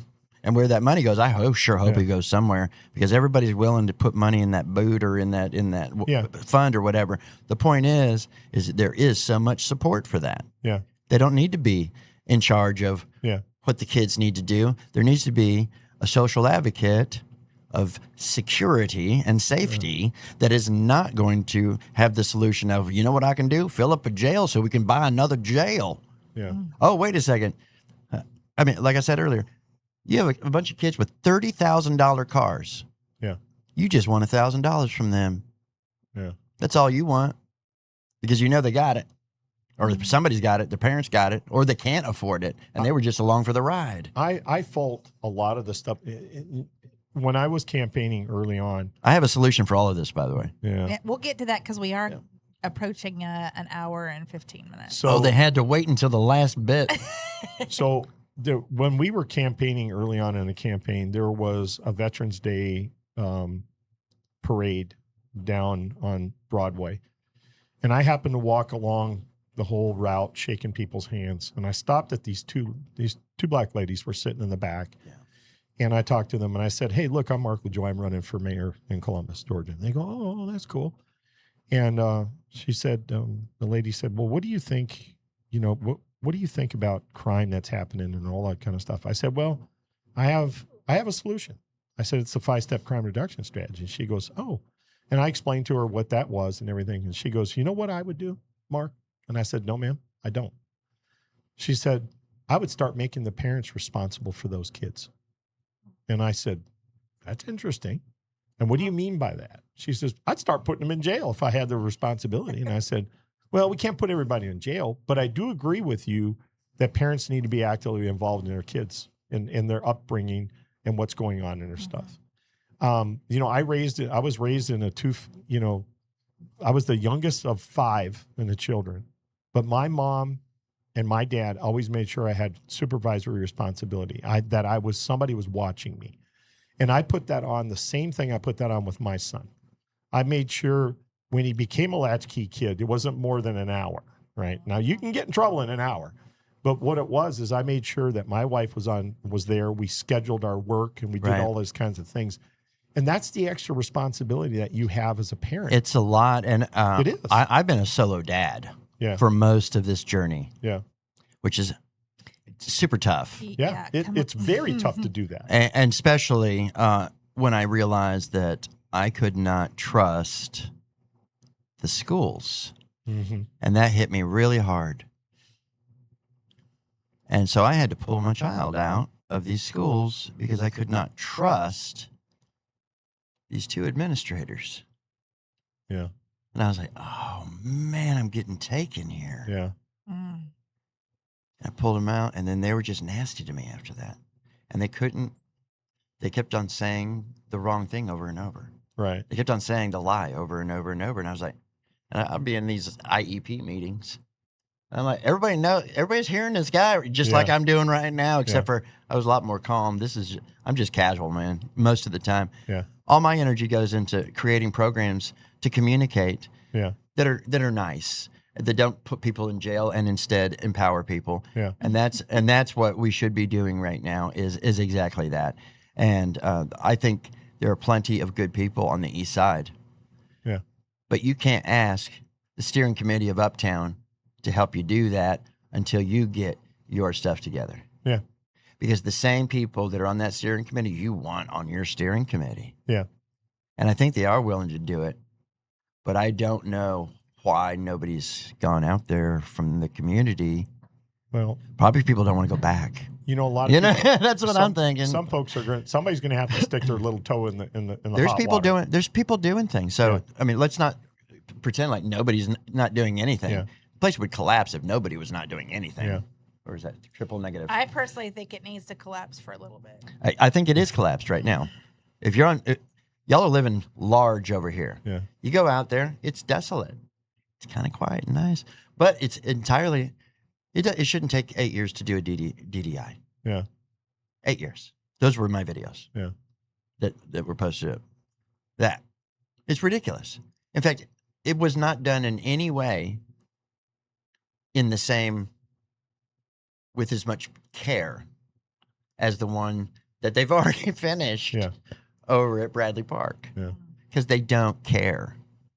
You didn't care about the Buena Vista corridor. What will happen now? Sean, it's got to be leadership. So I'm working with some people. I don't know what they're capable of, but instead of people in other parts of town say that part of town. What about your part of town? What do the people need? And in particular, what was the third item on my list? It was about the hub. The centralized hub. Right. Let me pull it up specifically. Hold on just a second. Yeah. I got to get it off the live. Sean, did you want to play something? You brought your guitar. I did. You asked me to bring it. I want to make sure I do this. We'll do that separate we'll as do a that. separate video. We're running a little long, but I'm we'll sorry. give it to you. Joe Rogan goes 3 hours, man. Oh, Joe Rogan don't gets do- like we don't do $14 that.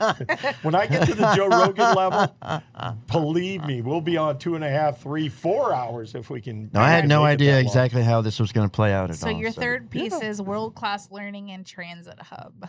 Yeah. Remember earlier I was talking about East Side, and I said Vista Commons. Yeah. What we don't have that a tad happened down here, and it made sense because they want their taxes to go higher. Right.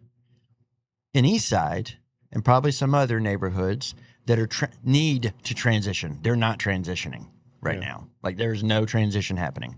Zero. Right. Nobody cares. Nobody tells anybody what's going on. Toya does the best thing that she can, but the communication is so bad within each department that they can't give you a Gantt chart on what anything is. Do you know what a Gantt chart Yeah. is? Okay, I'm yeah, very because you're a program guy. I used to. We need program directors. We need program people, Yeah. people that program things. Yeah. We don't need code anymore the way that we did, on this level. But Vista Commons should be a common vision, I hope. I'm just giving it a name because if you don't have a Project Ruby, you ain't got anything. Right. And this is as much vaporware as that is, except for that one has billions of dollars, and this one needs millions. Yeah. But there should be a place around where we're talking where the beautiful sunset goes down. It's the most beautiful part of town over there. Yeah. And it should be called Vista Commons. And I'd like to come back with some other people to talk to you about that. Yeah. And it starts with each of the guys that are the millennials and the Gen X guys. They're there. They're already doing things. They're busy. They're working. They're cutting your lawn, and they own that Yeah. business. So these guys are not gone. And they're feeding kids, and you don't even know that they're doing it. Right. So everybody that I can see that's from the north side or wherever they're coming into to pipe to talk about people on the east side. Well, there's a middle finger for you because people are doing things out there. They need the leadership training Yeah.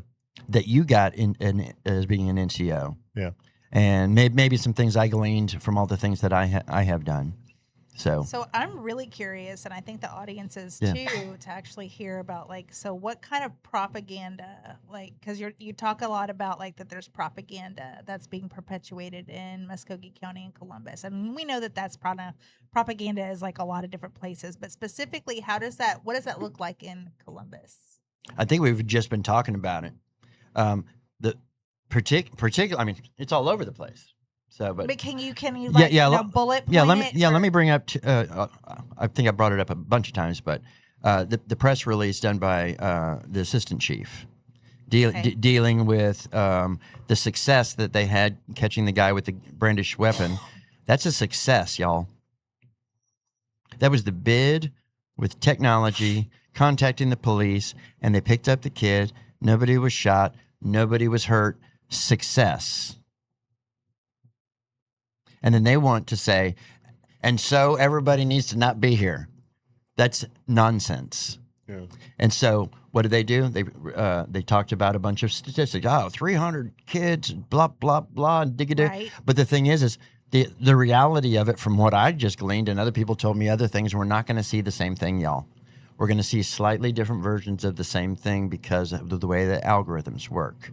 So that's why it's good to talk to people instead of thinking that guy over there is true. It wasn't. It's 300 over 3 years, and it included adults, and only 50 kids did something wrong in 3 years. Yeah. So what I'm gleaning from that then is that we as a people, or specifically the people in Columbus, need to be mindful that when they're being fed information, that they need to make sure, hey, is this propaganda, or maybe I should do my own truth checks on it, right? Yeah. If they say 300, and that didn't happen last night, they collected it from somewhere, didn't they? Yeah. So these are skills, I guess, that are learned over time. Hey, if it looks like a big number, it's a big. Yeah, and nothing happens in a big number. I'm just saying. I mean, and things don't even honestly- happen at a 300 rate, man. That would be a massacre. You know what I mean? Right. Well, and this is what Sarah and I have been saying for a long time. is I that thought I the was going to meet people- Sarah. I'm her fan. I know. I told her and she just couldn't come. But that's the thing that we have been saying, is that people in Columbus are ridiculous. just accepting what they're being fed, and they're not actually doing the work for because themselves it helps to find them out. be racist or classist or that side of town. You mean this side of there's town. a propaganda to divide us? Yeah, I mean, and you can see it sometimes in the word unity. Yeah, because Right? people that even might say unity are not thinking about the unity of all of us together. I know one guy running for mayor said he's going to unify all of us back together again, which is a big freaking lie. But Well, go ahead. I'll tell you what. Why don't we all meet in the bathroom of a park Yeah. and share water and maybe Yeah. sit around for a little while and talk to each other. Yeah. No, that's something Brielle did that I'm glad that he did. I've been posting about it for years. Yeah. But I'm not popular enough. But I just make a joke about it. I went down there, oh man, and I was just so thirsty. But there's no water fountain at all. Yeah. But Well, those, so I would say the propaganda, that's one. And then another piece that is relevant to what we have going on here is the particular, and this was purposeful, and that's the brochure from Choose Columbus. I probably even know the person that designed it. It's not even about the design. It's not even about that at all. They're there to sell a thing, and it's a big thing, and it affects a lot of people. They're not going to care whether you want that or not. They don't care because when they go back to Coachella, they need to be able to say, we stuck it to them, man. We got ours. It's going to be $68 million that I can talk about. Yeah. Will you ever see the $68 million? Will you ever see the fixed bathroom? Will you ever see any of these things? No, you won't see these things. You're just not going to see it. Yeah. Well, I know that. Steve Kraft, who worked on the overlay, which is now considered the Chambers overlay, I think. And then there is a second one, which people might not know about. And it's 706 project, I think. And that is more of a citizens. Both of these documents are trying to satisfy the same problem. Mm-hmm. And nobody has to go to jail. Isn't that amazing that they made a decision about something and nobody has to go to jail? Let's start there. Now back up. So these are overlay. They're talking about overlays. They're talking about UDCs. They're talking about all of those things, right? To me, an overlay is saying I've already made a decision and I'm trying to make you okay with it so that you don't hold me accountable. Right, for because doing something today, you and want. this is, people don't like me to say this, but hey, I'm saying it. Today, it's illegal to build anything called hyperscale in Muskogee County. It's Yep. not even in Merriam-Webster's disc. That will next year. But this year, it's really not even a thing. It's a word people say. It's vaporware. I can't tell you how many designs that I did for software that never existed in real life. Wow. I can't tell you. I can't tell you how many ads that were never published. I mean, of things I've done. I can tell you that a lot of people saw some things. Some people saw nothing. It's like anything. You ever put a post out on Facebook? You're like, people are going to love this one. Nobody. Well, I got a lot of controversy about me throwing the voting machine into the Chattahoochee River. Did you make that? Yeah. I did. I knew well, that. Well, actually, then- ChatGPT made it. And I just then, put the ideas on. and then, this was supposed to be a funny thing because I can't stand the voting machines. Okay, I'm going to tell you that right now. I think that's where we connected, was on Right. the voting machine. I thing. can't stand the damn voting machine. I want paper ballots. It's and it I is want so to be the fraught. first one. It is so fraught Yeah. for potential. I want to throw the It is. first I voting mean, it's machine. just it's prime for it. It's like sitting there Yeah. going, just cheat with me. Then you had the Cheat keyboard with me, warriors everybody. in there Vote going, here. "Oh, you'll just see. You don't care. You'll just pollute the river." Look, I'm not going to throw it in the damn river, okay? It's just I mean, it's seriously, just I'm an not going to idea. throw it in the damn river. It's just a funny cartoon. Well, what's 'cause I funny can't is that guy stand the thought that voting was funny machines. about your funny thing. So if everybody's laughing, isn't that okay? So, I mean, I thought it was funny, and you of know, course it is. Julia did a great job designing Well, the it's damn it's thing. it's funnier if And it if- kinda looks if- like me. No, it totally does. Yeah. Which is just so bizarre that that's the thing we thought to do with it. Yeah. Like, solve world hunger. We already did that. We're not doing that again. Yeah. Instead, funny pictures that look exactly like you. Yeah. That was like the choice, right? It was like, Yeah. yes. Probably next time we'll put. It's all about me. It's my ego. We'll put a bunny rabbit on the face or some shit like that. That way, all A little you Mark keyboard character. warriors out there, you trolls, which love trolling me. They Well, love trolling anybody the death who's out of been me. paying attention to our podcast, Yeah, well, they are, You but- mentioned that, But it's like, oh, you just want to poison the river. And it's like, Don't be so Hey, stupid. It, Martin, it can don't get you thrown know? down there and be right next to whatever's left of all the different slot How machines about from all Phoenix the City slot back in the machines Phoenix that City. were stuff. thrown That's down what in I'm the saying. river? Now, just think about the people that went there and Yeah. got the money, if there was Yeah. any money in the. That's That's and what's probably up. they'll go, what's he talking about? Slot machines. I don't know anything about that. Now, this is an Yeah. absolutely beautiful city, and if it weren't for the Yeah. river walk and being able to walk down there at midnight, Yeah. that's what makes it beautiful. Yeah. So, Yeah, the lights. So- Sean, you know, my concern, like I said, during the campaign is the and don't put safety that guy in security. charge of things I do. You know, my concern, safety and security of everybody in Columbus, and even down on Broadway, even down on the Riverwalk, even in East and South Columbus and North. That's always been the thing. The thing that keeps sticking in my mind from last year was the 16-year-old girl that got shot in the head down on Broad Street. And I think that drives a lot of what we're talking about, the curfew issue. And instead of coming up with a real clear answer, we've got a lot of confusing things that are going Yep. on. Why did she get shot there? Yeah, we don't know. You know, Somebody knows, and Yeah. they didn't look into that. yeah, They stopped. Yeah. And now it just gets used as a little nugget yeah, to make it so that they can do anything. Yeah.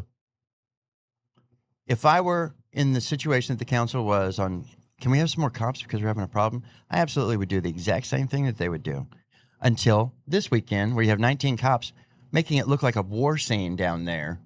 And that's unnecessary. Stop doing it. Get a social worker. I'm not saying Keitra is the person to do that. She knows what the name of that is. yeah, And she knows in her own sphere of things. I don't know it because I don't do that. You know, I'm on the communication side. I can tell you, hey, that's you need to watch out for information that looks like that. yeah, But she knows about that social. It was kind of baked in to living in the military Yeah. because it's an experiment. yeah, You know, for everybody to be overseas and live and have a similar life, weird.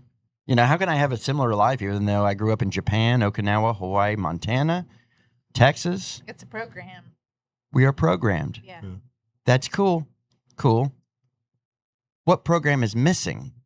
And that's what I'm saying. yeah, The program that they're trying to feed is the one where you put people in jail. That's Yeah. a program too.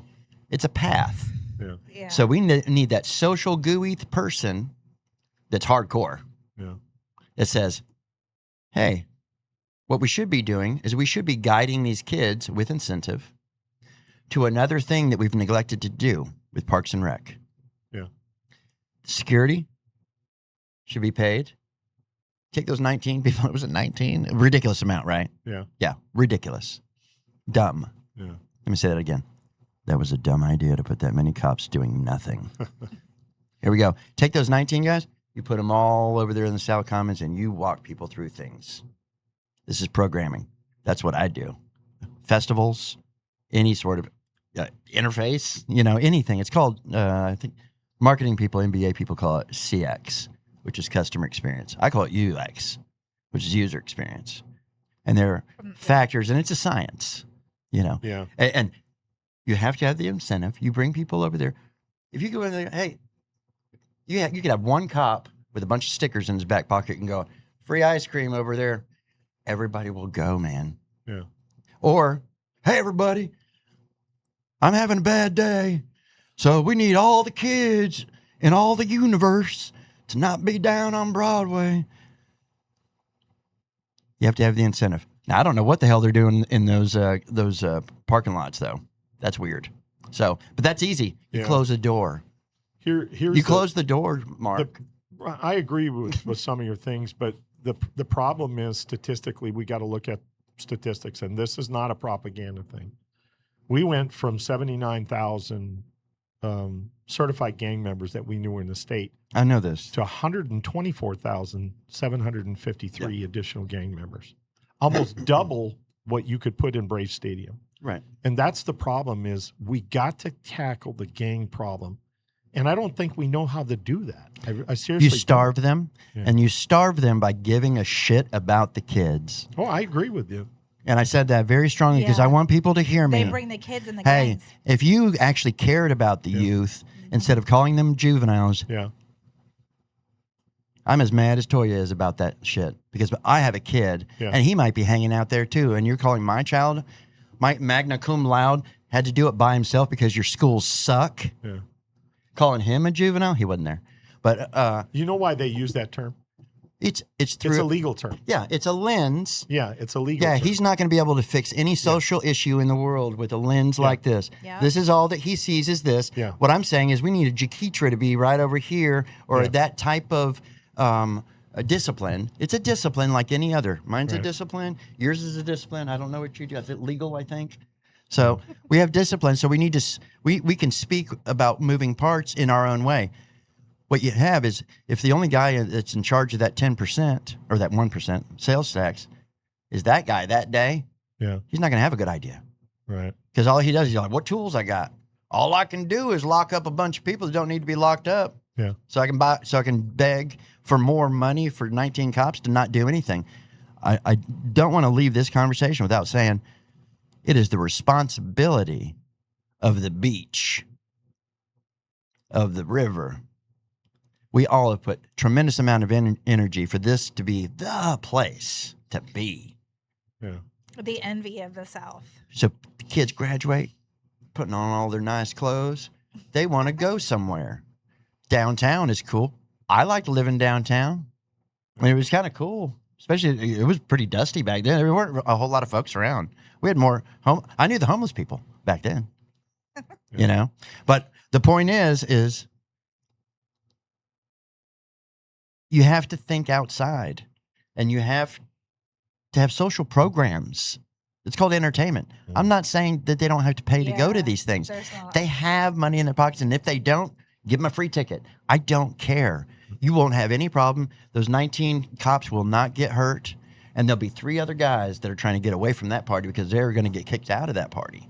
You know, you have to have a program. Yeah. Well, I think there's a multi-level solution, and I agree with you. But in you're some never aspect. going to know it. And Yeah. I'm never going to know exactly what it Yeah. is because it's not our discipline. Right. So there's another discipline in there. And I bet the person that knows is probably on a steering committee and was never given chance to do that. Yeah. But it's also not going to happen from the other side of towns. When I say that, I mean Phoenix City. Phoenix City is Columbus. Yeah. Well, everything that goes on here is feeding over there. Right. So And I know how caustic it is Yeah. just right across the river. Yeah. I can't fix that, man. I can't do that. Yeah. You know. But But I the point think- is you can direct people to do things. Yeah. And that is there's an entire discipline of what does a festival look like. And part of it is, or any sort of large event, celebration or anything like that, is you have things where people rest, you have things where people eat, you have things where people go through this and it separates these people from these 10 people so that you don't constantly have these giant groups together. Yeah. And when you get them in a single line, I'll break them in groups. Literally think about it being exactly that, a summer camp. Yeah. If we had a pier, it would live around there. We have a river and we want to kick the kids off. And instead, it should be the most lit up event of good things happening. Yeah. I work with people that do things at a professional level of party, like lit up swamplands and trapeze artists, you know, and all. I'm not talking about that, but that's the level. They know how to scale that down. Yeah. But they have to be hired. Right. But instead, we have Missy Kendrick. That's a good point to leave, isn't it? Well, what are we looking at time wise? How are we doing? we're at an hour and 35 minutes. All right. So That's too long. yeah. Well, at some point we lose a lot of folks, and they pop back in, they pop back out. But that's what the So, reels are about, right? this Oh my is- God. Yeah. I can't even imagine all the shit I said. Seriously. I have not, I'm totally just talking shit. It's But- it's an interesting conversation, to say the least. We have to with take the responsibility for ourselves, and Yeah. some people don't know that exists. Yeah. And that's just real. If you can help people understand that if they take responsibility, they win. Yeah. And we're not saying that. We're only seeing the responsibility of this is what you need to do while you're in this jail cell. Yeah. And if you're teaching them that before how to be a leader, Yeah. how are you ever going to do that? Yeah. How do you ever tell a person how to lead themselves Yeah. if you threw them in jail before you even tried to get, to go through that. Well, a lot of the problem when we talk about gangs is their followers. Gangs bring them in as a follower, not as a leader. And the leaders at the top are the ones that are calling all the shots. Yeah, because that's There's a your cartel. Yeah. Thank you. I'm not gonna. Screaming, Yeah, Thank you. I can't put the Boy Scouts next to a cartel. I can't. Yeah. I mean, Boy Scouts is a very worthy organization, and if we get more kids involved in it, I think you would see a lot different outcome. in I would hope most so. youth. I know that when I meet somebody new or I see somebody new in the public sphere, I'm going, I bet they were probably. I don't think they say that about me, but I can see them. What was the name of the guy that ran in District 9? Van Dorn? Oh, Van John Dorn. Van Dorn. Yeah, Yeah. totally. I mean, if he's not, he's an Eagle Scout. That dude. Yeah. Yeah, probably 98% chance that guy's probably an Well, Eagle you Scout. can tell how a person carries themselves. I really do. But I'm nothing like him, right? but I see that. Look, I was in the intelligence field. I can tell you in 5 minutes whether the guy was in the military, whether he was a Boy Scout, or whether he's full of shit. I'm Okay. all three. What are you talking about? I wasn't emphasizing you, but I did look your direction. So it was like, hey, here we are. So, seriously, but you can tell when a person's had some type of leadership role. They've been involved in something other than what they've been involved in, and you can tell that right from the get-go. Everybody knows when they look at me, they were like, "Oh, I think he was a cop." Well, no shit, no shit, Sherlock. You're pretty fucking smart. The FBI calls that a clue, by the way. A clue. Some of you don't have a clue. I'm telling you. But listen, we're gonna kind of wrap this up, but I just want to talk about real quick. The advertising part of this. Double M Marketing and Dave Nally has done a fantastic job. In the marketing field, he's been in it for many years, even reel-to-reel stuff that we were all involved in. And Dave has been very gracious to allow us to have this studio to do these broadcasts. And we're going to expand. We're going to build our own studio. And we're going to bring Dave in as a marketing manager, bring him in to do all this stuff. But we are also going to sell advertising. And so to kind of give you a brief, a charter advertising rate, we're looking at $300 a month, which I think is pretty nominal. Now, who pays $300? This is for advertising? This is our charter advertising rate. So we're looking at 1 30-second commercial spot during each episode to showcase your business or live sponsor. That's per episode? Yeah. Yeah. We'll do mentions personally delivered by myself during the broadcast. Premium brand association with a trusted, authentic, respected local media voice. And early strategic positioning, establishing the top minds and awareness of the podcast audience and scales. We're looking at protected charter rate, locking in exceptional long-term service. So we're going to start selling that program, and we would like you to advertise and be involved in that. We're going to go to an extended program. We're looking at, at least 3 days a week. We're looking at that. And I think this is a worthy investment because we will stop in the middle of these broadcasts. We'll definitely advertise who you are and what we are and what we're talking about and what your program's about and your business and everything. And we just want you to make that investment. So it's important. Sean and I grew up in he was a Gen Xer and I was a at the end of the baby boomer generation. But Yeah, we called y'all the Camaro kids. Yeah. But we understand the radio. The Bad News Bears. Yeah. We understand the radio side of this, and it's been an interesting conversation, Sean. Oh, certainly. I actually had a good time. I was Yeah. I was like, oh man, I don't even want to do this. Yeah. But I do want people to know that leadership is what is Yeah. missing. Right. It really is missing. I agree. And we didn't even touch the big pimple. No. We didn't even touch the big pimple. Nope. Not. And what we can hope is that whatever happens with this mayoral thing, that somebody will fix the fucking bathrooms. That's all I care. Well, maybe we can hire Preall to do it. Don't think I didn't talk to Steve earlier. I was like, Steve, just do it. Just start doing it. You know? They'd have to get somebody down there to unlock them first so that they can go fix them. And it's I mean, just a vicious circle. it would be, and I'm horrible about like outing thing, but I had the fucking idea. So, but if somebody, and this is what Columbus is great at. Hey, I do this particular thing that y'all need right now Yeah. 20 times. Can I give you a bid on it? Yes. Yeah. They're pretty good about doing that. Oh yeah, they're great about handing bid contracts out. Oh yeah, Because no they doubt. don't because they don't have tradesmen. Yeah. The city couldn't fix anything if it wanted to. And I hadn't really put that together in my head until Brielle was Yeah. out looking at the brickwork. Mm-hmm. And he was right. He was like, you should put some cement on there, man. That's all you just, anybody got any cement? And to have these little core teams. Now, who manages that? Oh man, I can't even think about it. But if there was some guy, Steve Kelly. Steve Kelly. If Steve Kelly had his business and he says, okay, I'm an expert on this. Here's how these things work, blah, blah, blah, blah, blah. Yeah. We use this new technology, electronic things. You can turn them on and off, and blah, blah, blah. Modern, it'll work. If people need to go in there, use the bathroom, it'll be available, whatever. It doesn't even matter. The point is we don't even have anything, and figure out. And he could make the proposal because they couldn't have an idea. They couldn't tell you what they wanted. Yeah. They couldn't even paint. Yeah. They couldn't clean up. Maybe they could clean up a mess. That's it. That's all they got.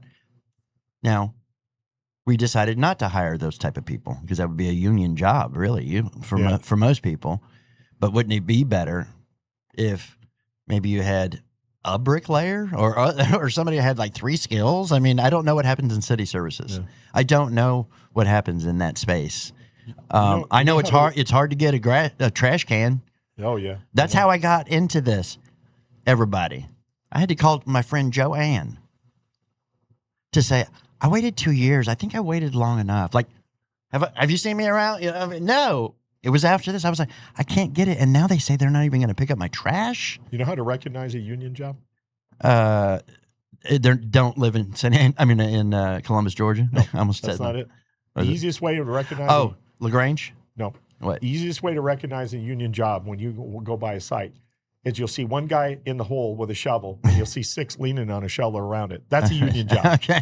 Okay, that's the easiest way to get it to talk about a union job. So, that's what But- it is. but, So I now don't- I'm going to get attacked by all the union people. I mean, police have unions. Yeah, So, but we don't have one. I here. don't. We never had a union in You communications. can't have one in Georgia, please. No. Okay. Cool. Can't have it. Well, there's plenty of things happening. We have FOP, and that's things that like soft that. thing. It's the soft power of anything, and that's why when we talk about, I'm glad we're saying generically, the steering committee, the people that are in that sphere, they make pivotal decisions. Yeah. That could really help their own cause.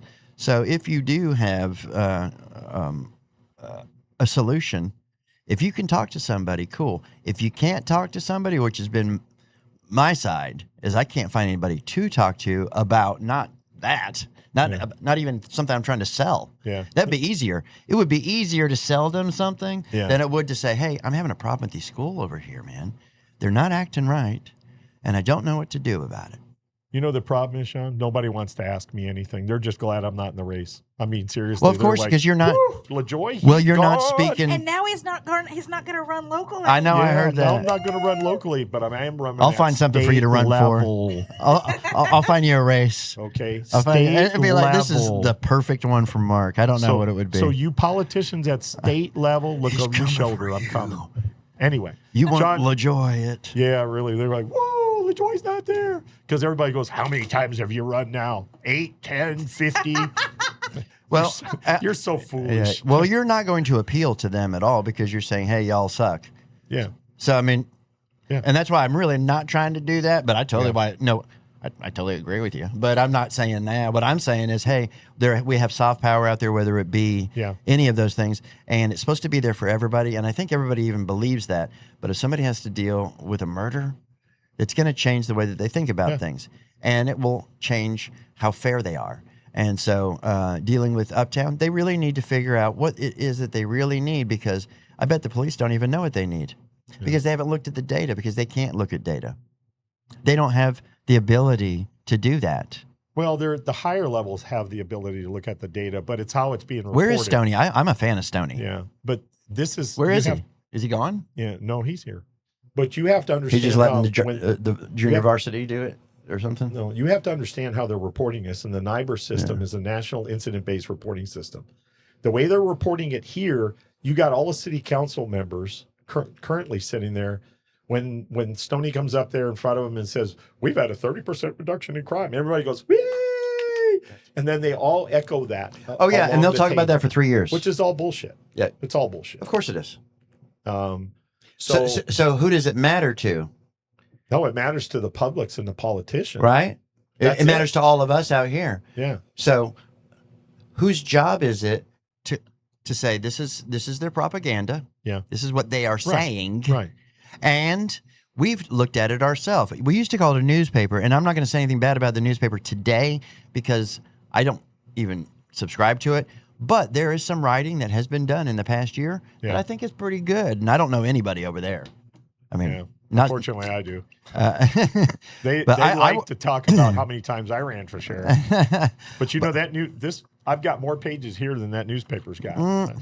You know, it do used they to even be a have worth- do they have a paper version of it yet? Oh, I mean, yeah, they still have one. They still have one. I don't know that it wouldn't be enough for the information I would want. Yeah, but you know, when I first came here, it was a pretty good worthy newspaper. Yeah. But you know, Yeah. I've got more pages in this book right here than the newspaper, so it's not even worth Now, being part of. But The history is important. yeah, The newspaper here, I believe, was started by Maribel Lomar. Say his name properly. I'm in the middle of dental thing, so I don't get all my consonants that I want. that's okay. So Maribel Lamar, Uh-huh. he started here. I think he started the paper, and he actually had many ideas. Well, and then he moved to Texas. So this was how people got to Texas, man. Yeah. Across the horse bridge or by boat or whatever. And they went all the way across out to Texas, out to West Texas, Yeah. even. And growing up, I knew who this guy was that started the newspaper here because he was our second president of Texas, Yeah. which lived here in Columbus, Georgia. Right. But I don't even know why I said that. Well, Sean, we're going to wrap it up. We're going to wrap up this broadcast for today. We're going to bounce, man. We have no idea what you're talking about, dude. A lot of people, We've been on Move here. It's on. almost 2 hours. yeah, they don't understand our history anyway. But we're going to wrap this up today. And I do appreciate you coming on and invite you back at any time that you want to come back. I think it's important. You have an important message, and I think people need to listen to that. You know, I think they need to listen to all of us. I think everybody's got great ideas and things like that, but you got to be willing to step forward. And this is have our to. medium. This is our medium to talk about. Yeah, these you things. you have to lead if you think there's a problem because Yeah. you're the one that sees that Yeah. one problem. And lend credence to the assistant chief. He goes, "I got a problem. I'm going to fix it." Yeah. But the thing is he needs to realize that he's not in charge of people. Right. You know, he's not in charge of people. And there's another person. They are missing. We have a missing person. It Yeah. could have been the mayor, Yeah. but it wasn't the mayor because Right. he's never been like that. You know, Right. he's a different dude than that.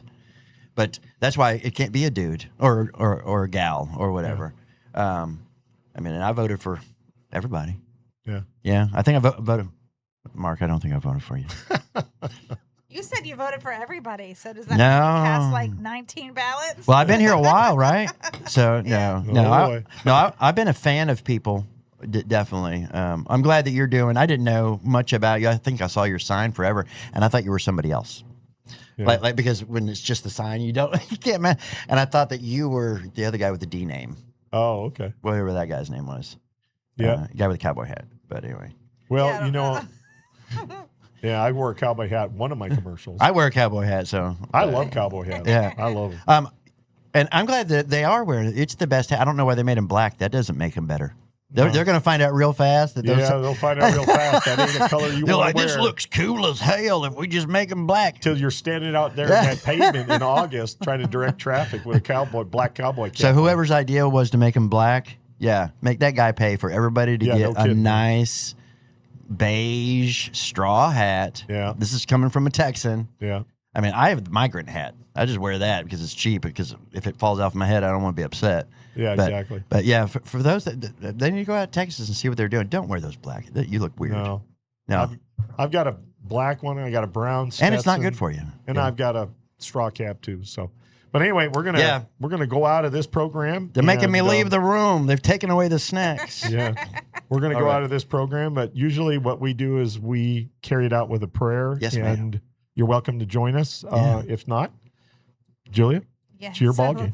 So, Lord, we just thank you for just voices that command the room, Lord. We thank you for voices that influence. God, I do believe that Sean has one of those voices, Lord. And so I thank you for that. I thank you, Lord, just for the people that you are awakening in this city when it comes to who's in charge, who's doing what, and who they can look to for those changes. So continue doing your work in Columbus, Lord. Thank you for Mark LaJoy. Thank you for Dave Nally. Thank you for just everything that you provided in this platform so that we can reach more ears, more hearts, and more minds. So we love you, and it's for your son, Jesus Christ, we pray. Amen. Amen. Keep Amen. Muskogee fertile. That's good. Thank you, folks. Thank you for tuning in to the program this afternoon. And post your questions and anything that you might have that you want to talk about later down the line. That's fine. We can do that. But hope you enjoy the rest of your weekend. And God bless our troops overseas. And God bless all the folks here in Columbus. All right? See you. Good night.